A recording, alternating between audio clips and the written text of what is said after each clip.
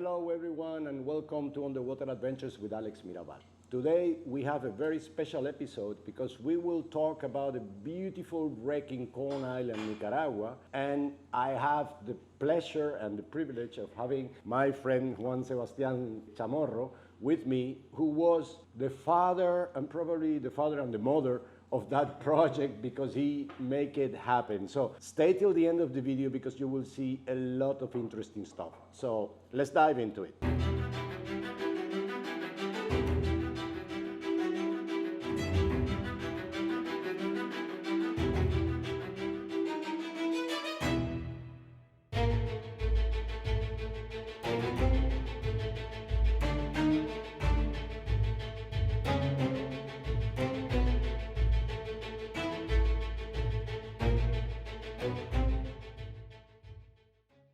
The wreck of Corn Island, which is a very important wreck, you will see during the video how important it is. It was a result of Juan and I coming together after a first attempt. I mean, you guys, most of you might know Juan. Juan is a very prominent businessman. He has made a very successful career in business. He was even the Vice Minister of Finance in Nicaragua. And what most of you would not know is that he's passionate about history and naval history and shipwrecks and the stories. So this was obviously the point that brought us together because me as a businessman, I have absolutely no experience whatsoever. But we got together around, it was 2016 one? Yes. How was that you found out that I existed and how was that you contacted me?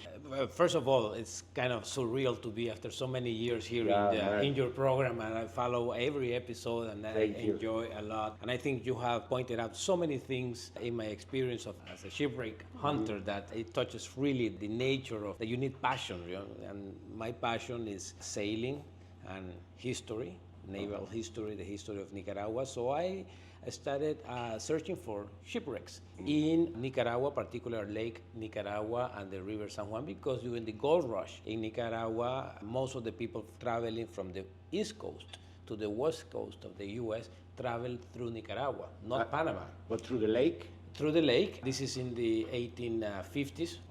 In 1851, Cornelius Vanderbilt brought the first steamboat into Lake Nicaragua and started a company transporting Americans and Europeans from the Caribbean to the Pacific coast, San Juan del Sur, where we went there. And then another ship, steamship, will go to San Francisco during the gold rush. So I started looking at all these shipwrecks that are all over Lake Nicaragua, River San Juan, and even the exit of River San Juan into the Caribbean. But you started, sorry to interrupt, you started doing this just because you like it? Because I like it. I love Nicaraguan history. I loved, reading history, but also as a sailor to go to the places where the shipwrecks are. Yeah, of course. So we went with my sister-in-law's husband. We went in 2007 to see these remains of this shipwreck. It was a steamboat of 500 feet long, made in Wilmington, Delaware. At that time, it was the piece of technology, the latest piece of technology, and it was right there. The lake receded a lot because of the dry season, and we were able to see the remains of the steamboat. So it was sticking out of the water, or it was sank, very shallow? It sank in the shallow waters, but Lake Nicaragua fluctuates a lot year after year. So there was a very dry season that year, 2007, and I noticed in the newspaper that the news was that people were taking as a scrap metal, the remains of that. They were kind of putting it apart. Right? Yes, so we went there and I salvaged some of the balls and some of the pieces. I went some years after and it was completely gone. So I was able to at least conserve some of the pieces. They were eventually sold as scrap metal. But I started to document, and there's a lot of documentation during those years because there was a demand, a lawsuit against Cornelius Vanderbilt, and the lawsuit was in New York, and they have all the evidence of all the ships that had sunk in River San Juan and Lake Nicaragua. So I started to document it all the shipwrecks. This is just for fun, going to the sites. That's why I ask you, because I mean, obviously it was not your job.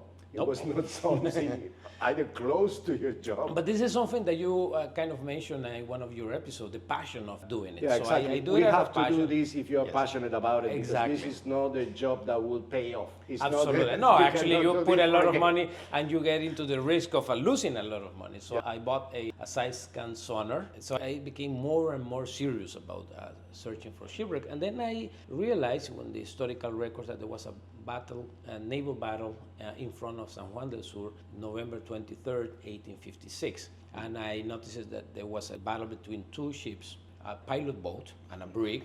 They faced each other. There was a war in Nicaragua. And the smaller boat, the pilot boat, actually with only 2 cannons, sank the other brig with 4 cannons and more than 170 tons. 80 people went down and died, and they kind of register all the information, what they had in the ship, about the conditions of weather, the time it took for the pilot boat to face the brig. The brig was facing some issues. This is 1853, they were journalists, 1856, I'm sorry. And they have all this information, a rich amount of information, so I started looking at that particular brig. But there were a couple of challenges. It's just a little bit off the coast, it's really windy there, and the depth is around 200 feet. It's kind of it's deep. It's deep. For a private survey with your own means and your own That's right. side scan sonar, it is deep. So I was trying, this is 2007. I've been searching for these boats ever since, and I started looking at internet, and surprise, I saw Alex Mirabal and the foundation. So you found me just straight out of internet? Absolutely, and then I contacted the foundation, and the foundation president or whatever said, I talked to Alex and explained the project, and that's how we met. We had this conversation over the phone. You were in Lisbon back then, I remember, and I was just so excited about it, and the project was, and it's still challenging. I think a magnetometer, which I never did, helped a little bit, maybe not. Maybe. No, it will, but it's deep for any tool, for any instrument. It's difficult to search. And so I remember this conversation, and during that year, this is like 2012 or so, I went to Corn Island for vacation, and I noticed this site. I didn't know it was a shipwreck because there were these blocks that looked like big bricks and the cannons. And at the beginning, I thought it was a fortress that had sunk. Thinking about the earthquake in Jamaica when the city of Port Royal went under the sea. So I said probably happened the same thing. It was really close to the coast. And I remember when you sent me those photos, because we were talking about trying to locate the 11th of April, which is the name of the ship that sunk in front of San Juan del Sur, which I told you I will never forget the name of that ship because it's the birthday of my daughter. Yeah. And we seamen, we share these kind of superstitions. If it has the birthday of your daughter, it's a ship that is special for you, even if you haven't found it yet. And we were discussing that potential project, Juan and I, and he sent me these photos. And he asked me, Alex, what do you think about this? And you were saying the same that you said now, that it's probably a fortress because of the earthquake. When I saw the cannons and the blocks, and I said, no, man, this is no fortress. This is a 16th or a 17th century wreck, which is super interesting. Do you want to go? And then we started. I remember, Alex, I remember that you told me this is following dilemma. You said, okay, you can continue with your project. You don't know where the ship is. That will take you a lot of time to locate the ship. And here you have a shipwreck already identified in the sense that people know where it is. Located. They're located. It is located, it can be seen. The amount of artillery is kind of interesting. Yeah, because it's, there were, I think, 18 cannons. 18 cannons, and they were so close to the coast that it made no sense to pick them up. So you said, this is a very interesting situation. But because I was so passionate about the 11th of April, I didn't want to go to Corn Island because that would have been... That was not your project. That was not my project, that was not my dream. I'm looking for the 11th of April. But it's one of the things that you cover in your program. Sometimes you get too obsessed with a project that you don't want to get out of that. And I think I had the wisdom at least to listen to your advice, and your advice is, why don't we do Why don't we check it out? Check it out and try to It find looks so promising, it looks so nice, and we can look for the other wreck later on. Yes, but exactly. This one is there, it hasn't been described, because guys, this is a wreck that is typical wreck that you want to find. Why? Because it has a lot of elements of the ship on the seabed that you can recognize since the first dive, or in my case, I was not even diving, were the photos that one sent me. You can see the canyons, you can see the ballast stones, you could see the iron blocks, you could see that there was potential to investigate a wreck like that. And for that reason, I asked him, why don't we make a priority in this one? And then we go and look for the 11th of April. By the way, we haven't found the 11th of April yet. We haven't actually looked for it properly, but this one gave us nice surprises. Yeah, that's right, absolutely. So I was kind of not very happy to move the focus of the project because I really wanted to continue with the 11th of April, but I understood the risks of and the costs of searching the 11th of April. And I kind of said, let's do this kind of detour that has taken so long, and we made a very beautiful discovery there. I was able to raise some funds from the private sector. You have to put together the entire project. That's what I said in the beginning. He's the father, and we can even call him the mother, the grandfather, everything, because he was the one that put together private businessmen of the area of Corn Island and got them interested in a way that they would help with the project financially and logistically also. There are two little islands in the Caribbean side of Nicaragua in front of Bluefields. In front, I mean about 20 miles away or a little bit more. Something. So these are two little islands, Big Corn and Small Corn Island. And this is an isolated place. Okay, it's a touristic place, or mainly fisheries and tourism would be like the way of living of the people of the island. But they knew about the wreck. They were visiting the wreck with tourists, but without even being able to say what it was. They call it the Spanish galleon or the cannon site. And we thought that would have been useful for the community of Corn Island if we could research that site and give them the information that we will come out with eventually. So they could, if they will exploit it as a touristic attraction, at least they will have a little bit more meat in the bone to tell them it is not just a site with cannons, so they could tell more. That's right. And we found a heck of a story. Oh yeah, that's the story. We will not tell you the story now. That will be for a future scene, but we will get you somewhere close. And it's the importance of working together as a team, in the sense that you provided the archaeological information about the time of the event, and I did the historical research, and we were able to put the two stories together in a very nice way.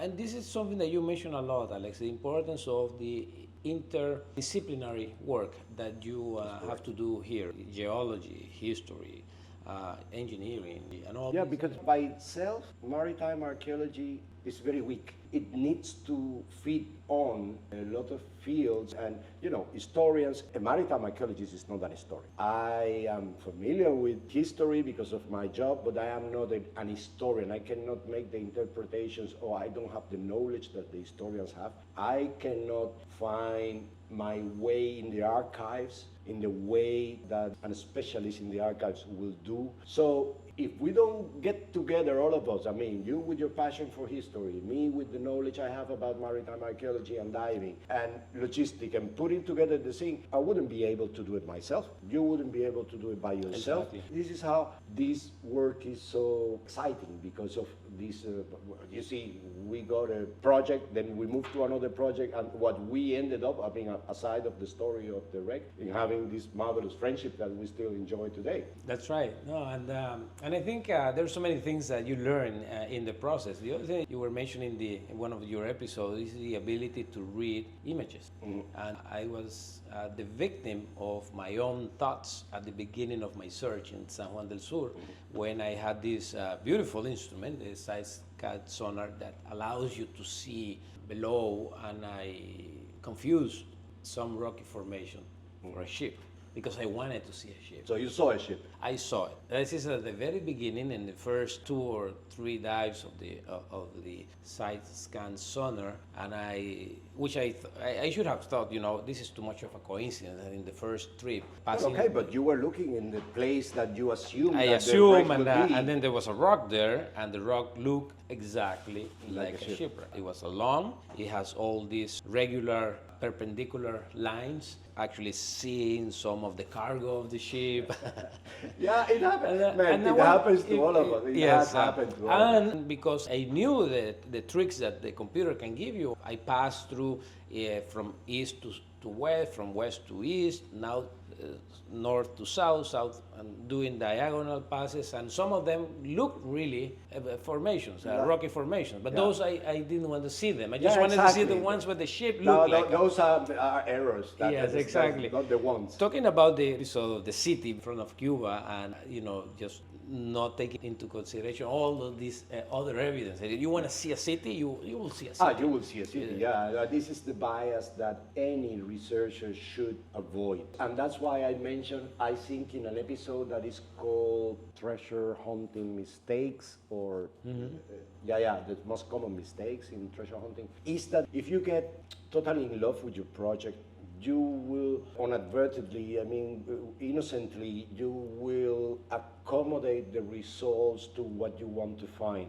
And that's why sometimes, even if this is the project of your life and you want the 11th of April, that sometimes you have to detach a little bit yourself, get cold, and try to be the devil's advocate for yourself.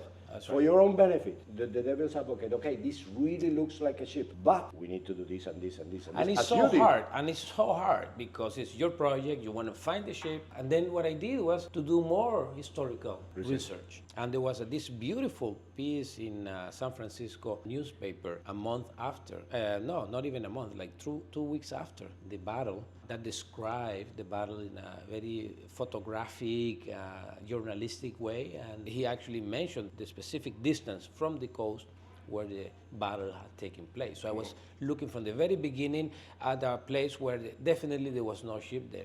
But why was I looking at that particular place? Because the side scan sonar, it was easier for me to illuminate the bottom of the... But then I entered into a more technological difficulties because I needed to put I had to put the fish below. I contacted the company.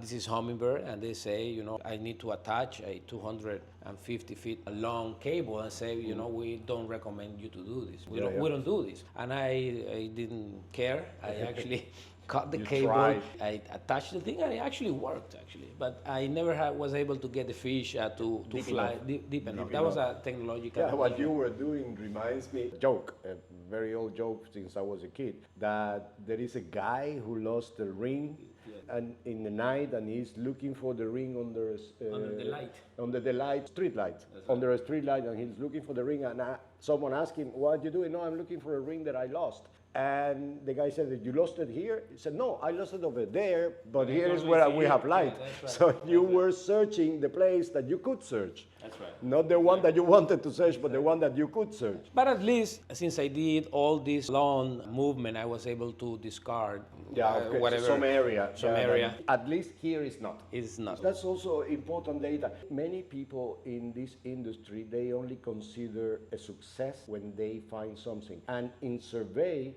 a survey is as successful when you find something as much as when you can eliminate some area because it's not there. So all data is good, all information is good, everything is good for you. So you at least did that. Now you know where not to look for. And the other thing is, and you kind of refer to that in every episode of your program, is the importance of information coming from fishermen.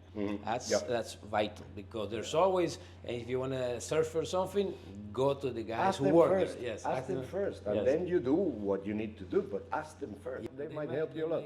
They might not know what they are hitting with their nets or their fishing. So, by the way, at the very end of my research that I have to interrupt because other things that I got involved with, I got information from fishermen about a very interesting fishing spot, 220 feet deep, but in an area where it makes completely sense where the 11th of April. It could be the 11th of April, yes, exactly. And because this is something I learned from you, being a seabed which is quite flat and sandy, yes. when you find a fishing spot, it's because there are some features on the seabed. Right. I mean, it could be rocks or could be something else. Yeah, but there's no other fishing place around. So it's very isolated. So it might be. It is a place that deserves it's something that we should go there. We will eventually. The information that fishermen can give you is extremely valuable. And the other thing is the way you should do the search had to have certain logic, like what we did with the Claudia, which was so amazing.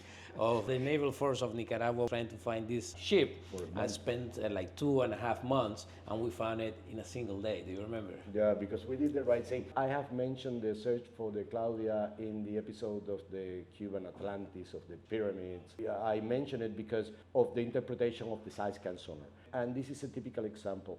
Very capable operators of side scan sonar. They were doing this search, but they were doing it in the wrong way. They had the side scan sonar set in the wrong way, so they would not be able to find it. We came and we helped them and gave our contribution with the, let's say, more to the point knowledge, because what we do is finding shipwrecks. So even if the Claudia has been sunk for 2 months, it was a shipwreck, and we succeeded in 1 day. That was also a little bit of luck, but we did. But again, we use a lot of the information that we were able to gather from the people. From them. From the castaways. Yes, exactly. So the trick was that the ship actually flipped, and the cargo went down. Exactly. And then it floated, we don't know how long or how far, because then night fell. But we knew at least the coordinates of the sites of the cargo. Mm-hmm. And I remember that we also have the coordinates of the site where the guys were rescued. And we knew the waves were going south, and we have the site where the sailors have been rescued. So I told you, without knowing the surprise that you were going to meet, okay, why don't we look from the site that they were rescued to the south? Because obviously that would be and then you told me, no, we're gonna go to the north. And at that moment I was sure there was a trick behind it. Because it doesn't make sense. It doesn't make sense. Why are we going to the north? You rescue the sailors. And the ship is still floating upside down. And it should be floating to the south. And you are telling me going to the north. And I, knowing you for so many years, okay, what is the trick behind this? And the trick was very obvious. You wanted to look the debris and the direction of the debris, so we could do a more rational search in a triangle following the plume of the debris. And that's exactly what we did. And it was in a matter of hours we found the debris. There was a lot of bricks. There was transporting thousands of bricks for a road, and we were able to find the bricks. And from that on, we were just do a search, draw a line to the south, passing through the site where they were rescued, and we found the thing in a matter of hours. And the army had been doing completely the opposite, disregarding of all of this information. They were just doing west, east, west, east, swamps, big swaps, like tracks of 3-4 miles. And when we told them, we found the ship, they couldn't believe it, because they've been searching it for weeks. They got a little bit frustrated with us as well. It was like, who are these people? I mean, why are you coming and finding a ship like that? It was fun. It was fun. We had a lot of fun with that. But going back to the Corn Island wreck, because this is a wreck that I keep really close to my heart, due to all the effort that you made to put that operation together, the local businessmen in Corn Island, how much committed they were with us, how much do they helped us in trying to figure out a little, or try to find more information about the wreck. You remember that we were there, we were in 2016? 16. We made two. No, I think the first one we made it in 14, and the second expedition with the camera and all the sound and the divers and all that, more professional, and then you brought your friend from... Luis, with the people from the culture ministry and all that. Yeah, that was in 16. Director of archaeology from... Yes, Ivon Tapia.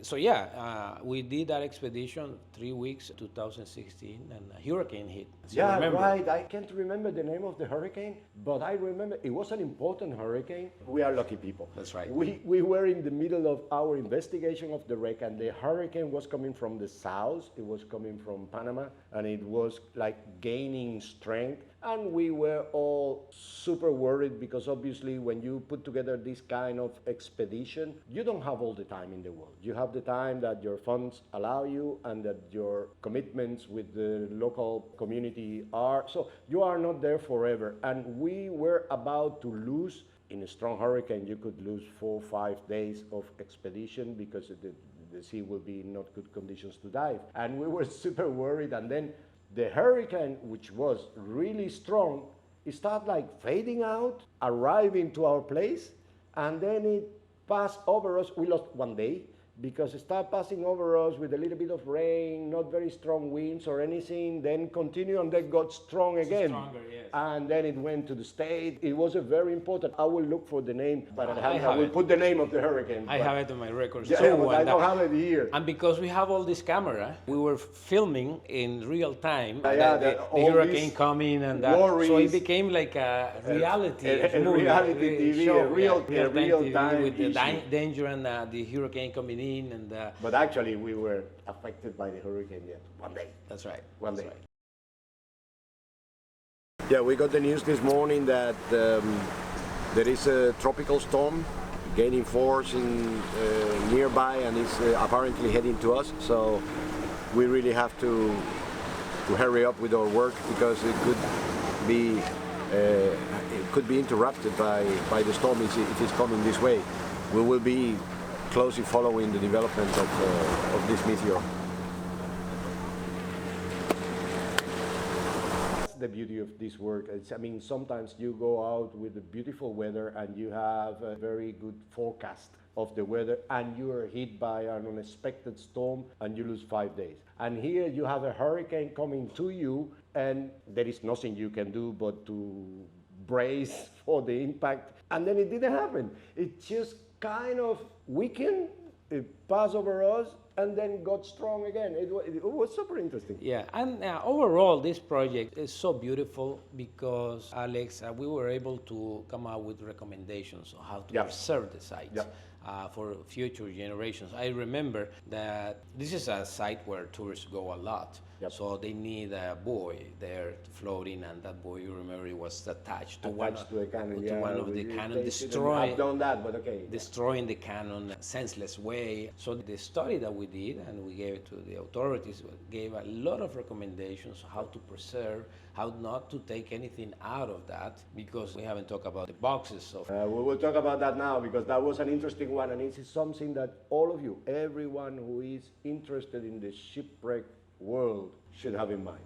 So we found, that we didn't find, they were already there, like 40 blocks, very rectangular, 1.20 m for about 80 centimeters wide. They look like bricks because of all the concretions. Yeah, but they were huge. They look exactly like a chest.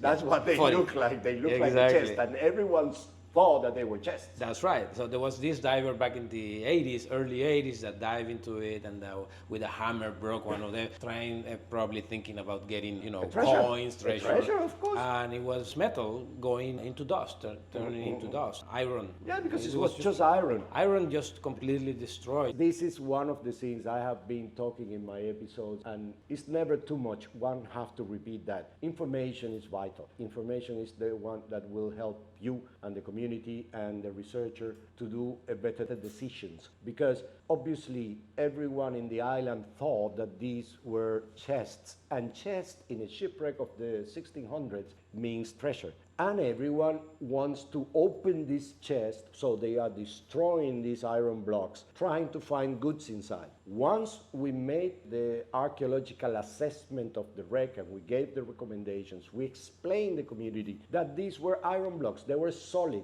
Problem with the iron is that when the iron gets oxidized and the inside of a block, it will come like a paste, it will come like dust. So there was no point in anyone trying so hard. It's difficult to break an iron block.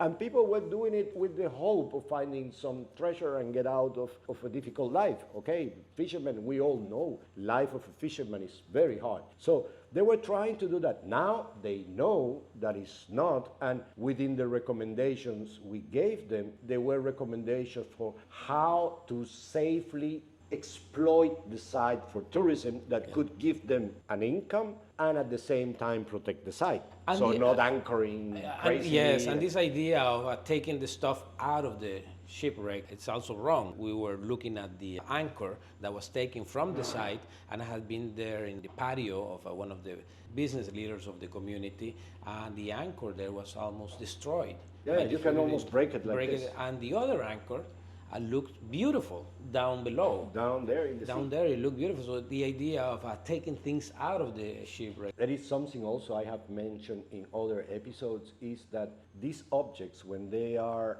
under the sea for so many years, for centuries, they achieve a certain balance with the environment, an equilibrium that, yes, they keep on degrading, but they degrade very slowly. If you take them out of the water, you put them in a patio, you don't conserve them, you don't pass them through a conservation lab or a conservation facility, in the newly oxygen-enriched environment, these will degrade like this. We saw it with the anchors of the wreck, we saw it of the two cannons, because this is also a very nice thing. We know the identity of the ship. As I said, we will not say it here, but we found 18 cannons in the wreck, under the water. And the ship that we wanted to match with this one, that has the biggest possibilities, it has 22 cannons, right? 22 cannons. So we knew that there were 2 cannons in the house of someone, and there were 2 cannons in a park in front of the main plaza of Corn Island. So nicely added up to the 22 cannons we needed. And then the reference to the iron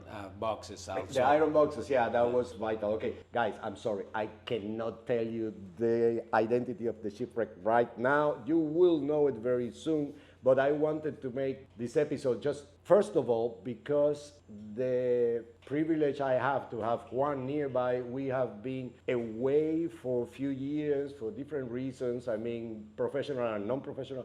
We have been away. We have been prevented to sit together. And now that we are in the same country for a few days, in the same state of the United States, we are in Florida now. And we said, no. We have to sit together and make an episode, because this for me is a super joy to be able to sit together with my friend and remember this crazy but efficient operation we put together, right? That's right. Everything that we have done has been successful, actually. The 2 operations. And the third one, which will be the brig in San Juan del Sur, will also be successful. Yeah, that will be well. great. This story about sense of shipwreck, and I was just running along the beach, and I saw one of those historical sites. Signs, yeah, you sent me a photo of it. I sent you a photograph. It's just about a mile from here, and it's a shipwreck that sank in 1903 during a hurricane with cargo of cotton and other stuff. It was a steamboat. And when you read the story, they're human beings. There was a captain there. Yeah. There was 28 people on board. 3 of them passed away. And going to that site, or at least where the shipwreck is go back in history and learn about what went wrong and what went right. And every time I visit, and I have visited so many shipwrecks, many with you, and or when I learn about shipwrecks, and it's kind of a diving into the history of a country, of a culture, of a continent, and because many of the things have been intact there for so long. So sometimes people think that this is something that I have really hard time explaining to my friends, because I have other things to do, obviously. And my friends would think that I was crazy, but looking treasures and wasting my time, and the amount of stories that I've been accumulating, talking to you, and all the stories about your experiences in Mozambique, in Cape Verde, in Vietnam, and all these places, and all these crazy episodes, and all these surprises. Every project has a surprise. There's a surprise element in every. You mentioned it to me that it was kind of a rule that there will always be something in a shipwreck investigation that is out of your plan. It was something you didn't expect, that you didn't know, and that it will surprise you, sometimes for the good and sometimes for the bad. When you mentioned that to me, I said, you should mention that in one of your episodes. Well, we are mentioning it now. Every project you do in this field, it's almost for sure that you will have a surprise in the way. That's right. And the point is that sometimes the treasure is actually in the history. that you're It's the process. revealing. It's the process, the experience that you have. Well, but to finish this idea, even though we cannot go into more detail about the Corn Island shipwreck, I do want to mention that the big treasure of that story is precisely the story that we found. Exactly. It's richer than any treasure that you might find, because, well, the thing that you mentioned, remember that when I was really disappointed in not finding a chest in Corn Island, I said, treasure is trouble. So you don't want to get treasure is trouble. We Yeah. found the best treasure we could find. It was the identity of the ship, a beautiful story behind That's it. right. And that has, once it's discovered, it has no chance of getting wasted. It has no chance of getting lost. It has no chance of getting sold. And you're helping to bring culture in your country's history, to bring an episode. We're thinking back in the island that there was a battle between the whatever, and we found a completely different story. So the beauty of doing this, not for the sake of a coin or color or gold, but it's super fun. It's fun. Super It's fun a lot, and it's knowledge. That's right. That's right. So that's one of the things that it's important for people who are thinking, why are you doing this? And you're doing it for fun, because it's the adventure, going there. One of the beauty you kind of refer when you talk about the porcelain in deep waters is that all these objects have been intact for centuries. So it's like going down into history and see exactly how people lived during those centuries, and all these elements that sometimes can be just quotidian objects.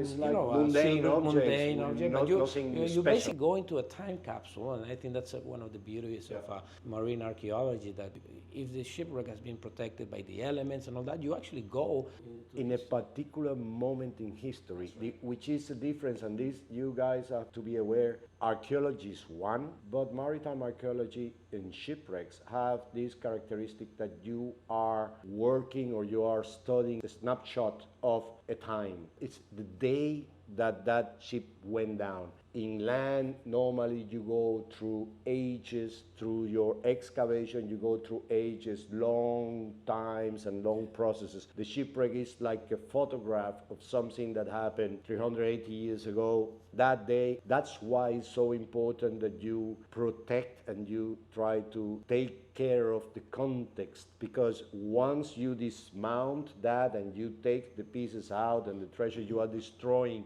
this record. So you really have to record everything in the way to make sure that this information is not lost. I mean, it's beautiful. Okay, to wrap it up, guys, thank you very much for watching the video. I just want to tell my friends and everyone in Nicaragua and the nearby countries that they want to go there. The shipwreck of the Corn Island, the big Corn Island. As soon as I can, I will disclose the identity. We cannot make it public, but just know something. It has no treasure. It has no treasure. Don't go there hammering these blocks, because they are blocks. They are not chests. So if you came this far, I mean, I want to thank you, man, for being with me in the episode. And if you came this far into the video, please give it a like, share it with the friends that you think they will find it interesting, and let's keep on diving.